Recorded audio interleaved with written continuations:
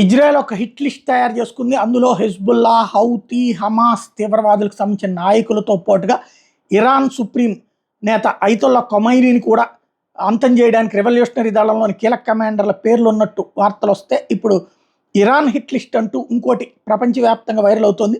అందులో ఇజ్రాయెల్ ప్రధానమంత్రి Benjamin Netanyahu పేరున్నట్టు ఆ పోస్టును బట్టి ఫోకస్ అవుతోంది.